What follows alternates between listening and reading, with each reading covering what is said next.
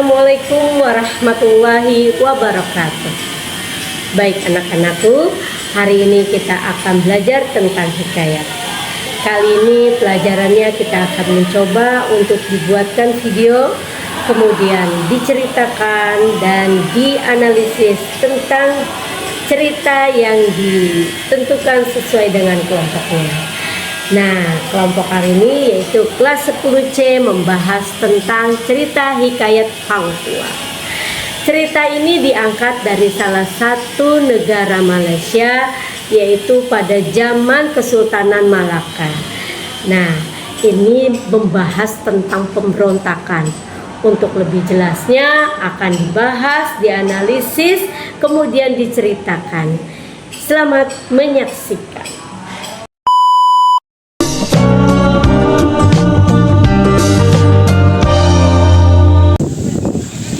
Adalah karya sastra lama berbentuk prosa yang mengisahkan kepahlawanan, keajaiban, atau sejarah dengan unsur imajinatif. Ciri-ciri dari hikayat antara lain adalah bersifat fiksi dan berisi keajaiban, menggunakan bahasa Melayu klasik, bertema kerajaan atau kepahlawanan, dan yang terakhir bersifat anonim dan berkembang secara lisan. Struktur dari hikayat terbagi menjadi 4 bagian. Yang pertama ada orientasi, yaitu pengenalan tokoh dan latar belakangnya. Yang kedua ada komplikasi, yaitu konflik yang dihadapi tokoh. Yang ketiga ada resolusi, yaitu penyelesaian masalah. Dan yang terakhir ada koda, yaitu amanat dari cerita hikayat tersebut. Jenis-jenis hikayat terbagi menjadi 3 bagian. Yang pertama ada hikayat kepahlawanan. Hikayat kepahlawanan adalah hikayat yang menceritakan tokoh heroik seperti hikayat Hang Tuah. Yang kedua ada hikayat sejarah. Hikayat sejarah adalah hikayat yang diambil berdasarkan kisah nyata, seperti hikayat Raja-Raja Pasai. Dan yang terakhir ada hikayat keagamaan. Hikayat keagamaan adalah hikayat yang mengandung unsur agama, seperti hikayat Nabi Bercukur. Fungsi hikayat tidak hanya sebagai hiburan, tetapi juga sebagai media untuk mendidik masyarakat dan melestarikan budaya.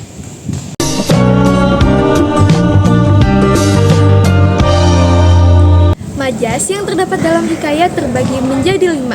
Yang pertama ada antonomasia. Antonomasia adalah majas yang menyebut seseorang berdasarkan ciri atau sifatnya yang menonjol. Lalu yang kedua ada personifikasi.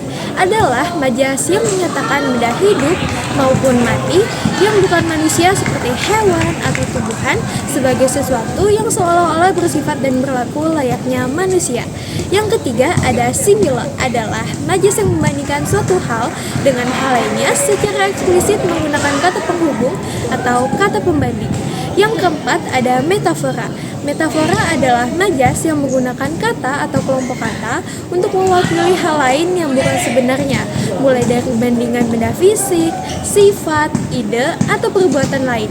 Dan yang terakhir adalah majas hiperbola. Majas hiperbola adalah gaya bahasa yang mengandung pernyataan dengan cara melebih-lebihkan sesuatu dari yang sebenarnya.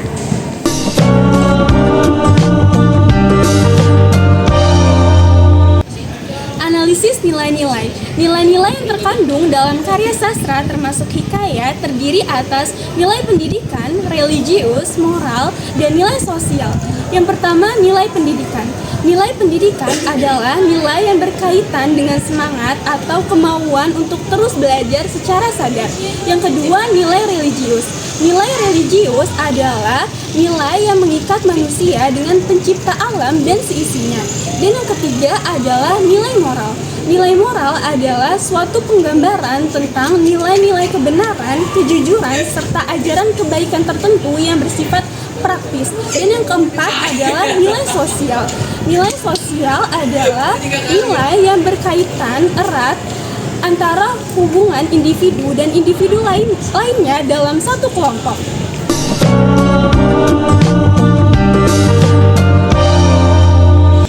Hang Tuah adalah seorang pemuda miskin. Bapaknya bernama Hang Mamut dan ibunya bernama Dang Merduati.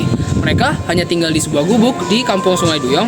Bapaknya dulu pernah menjadi hulu balang istana yang handal, sedangkan ibunya juga merupakan keturunan dayang istana. Banyak penduduk di Sungai Duyong mendengar kabar bahwa Raja Bintan adalah raja yang baik dan juga sopan kepada semua rakyatnya. Waktu Hang Mamut mendengar kabar itu, Hang Mamut berkata kepada istrinya untuk pergi ke Bintan mendapatkan pekerjaannya untuk hidup yang lebih baik di tanah Bintan yang makmur. Lalu pada malam harinya Hang Mahmud bermimpi bulan turun dari langit, cahayanya menerangi kepala Hang Tuah. Hang Mahmud seketika terbangun dan mengangkat anaknya serta menciumnya. Seluruh tubuh Hang Tuah berbau wangi seperti wangi-wangian.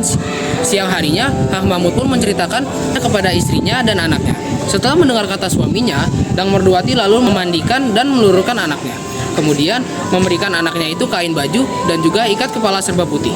Lalu Dang Merduati memberikan makan Hang Tuah nasi kunyit dan juga telur ayam. Ibunya juga memanggil para pemuka agama untuk mendoakan Hang Tuah. Besok harinya seperti biasa, Hang Tuah membelah kayu untuk persediaan. Tiba-tiba pemberontak datang ke tengah pasar. Banyak orang yang mati dan juga luka-luka. Pemilik toko meninggalkan tokonya dan juga melarikan diri ke kampung. Negeri Bintan menjadi rusuh dan juga terjadi kekacauan di mana-mana. Semua orang melarikan diri ke kampung kecuali Hang Tuah. Lalu pemberontak itu pergi menuju Hang Tuah sambil menghunuskan kerisnya. Ibunya Hang Tuah berteriak dari atas toko, menyuruh anaknya pergi dari situ atau melarikan diri. Pemberontak itu datang ke hadapan Hang Tuah dan menikamnya bertubi-tubi. Dengan sigap, Hang Tuah lalu melompat dan mengelak dari tikaman orang itu. Hang Tuah lalu mengayunkan kapaknya ke kepala orang itu, lalu terbelahlah kepala orang itu dan mati. Di lain pihak, sejak berada di Bintan, Hang Tuah muda bertemu dan bersahabat dengan Hang Jebat, Hang Kasturi, Hang Lekir, dan Hang Lekyu. Kelima pemuda itu diceritakan selalu bersama-sama. Hang Tuah dan 4 kawannya sempat menuntut ilmu bersama Adiputra di Gunung Ledang. Di tempat ini Hang Tuah telah jatuh cinta kepada Melor, yaitu seorang gadis atau putri asli yang tinggal di Gunung Ledang dan menjadi pembantu Adiputra. Setelah selesai menuntut ilmu, mereka berlima kembali ke kota Malaka. Pada suatu hari, mereka berhasil menyelamatkan Dato Bendahara dari amukan seseorang yang berbahaya. Dato Bendahara berterima kasih dan kagum dengan ketangkasan mereka dan mengajak semua ke rumahnya, lalu mengajak mereka untuk bertugas di istana. Kemudian Hang Tuah dan kawan-kawannya sangat disayangi oleh sultan di istana tersebut. Dan akhirnya Hang Tuah mendapat gelar Laksamana.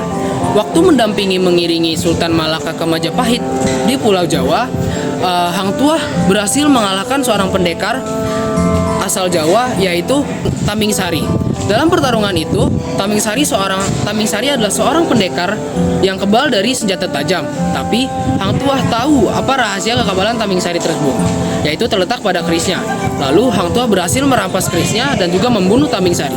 Keris itu kemudiannya dianugerahkan oleh Betara Majapahit kepada Hang Tuah.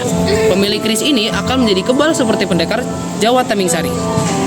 Pada suatu hari, Hang Tuah ditugaskan ke Pahang untuk mendapatkan Tunteja yang akan dijadikan sebagai permaisuri Sultan Malaka. Ketika Hang Tuah pergi ke Pahang, Melor turun dari Gunung Ledang mencari Hang Tuah. Tapi Melor telah ditawan oleh Tun Ali atas hasutan Pati Karma Vijaya untuk dijadikan gundik Sultan. Atas melihat Tun Ali, juga Hang Tuah yang kembali dari Pahang akhirnya dapat berjumpa Melor. Namun, Sultan melihat perbuatan Hang Tuah itu, lalu terjadilah fitnah. Maka Sultan menghukum Melor dan juga Hang Tuah akan dihukum mati karena dituduh berzina dengan Melor yang telah menjadi gundik Sultan. Tapi kenyataannya hukuman mati tidak dilaksanakan oleh bendahara, tapi Hang Tuah malah disembunyikan di sebuah hutan di Hulu Malaka. Di lain pihak, Hang Jebat telah dilantik oleh Sultan menjadi Laksamana menggantikan Hang Tuah.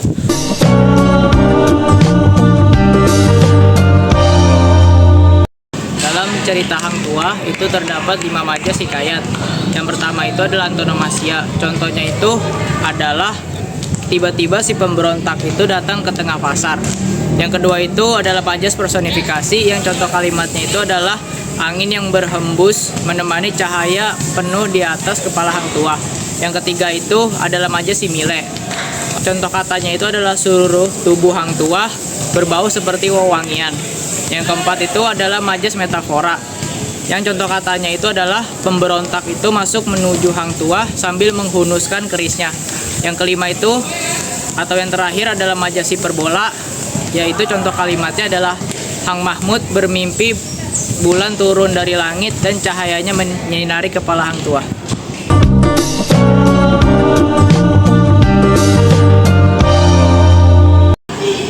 Berikut adalah analisis nilai-nilai utama dalam hikayat tersebut. Yang pertama ada nilai pendidikan, pembelajaran seumur hidup. Hang Tuah melalui proses pelatihan dan pengalamannya menunjukkan bahwa pendidikan tidak hanya terjadi di bangku sekolah, melainkan juga melalui pengalaman hidup.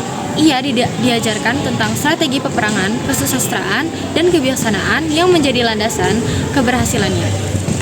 Yang kedua adalah nilai religius, kehidupan spiritual yang kuat Dalam cerita, keimanan dan ketaatan kepada Tuhan merupakan aspek yang tak terpisahkan dari kehidupan Hang Tuah. Doa, pengabdian, dan kesyukuran menjadi bagian penting dalam perjalanan hidupnya, yang memberikan kekuatan batin dan ketenangan dalam menghadapi ujian. Yang ketiga adalah nilai moral, kesetiaan, dan keberanian.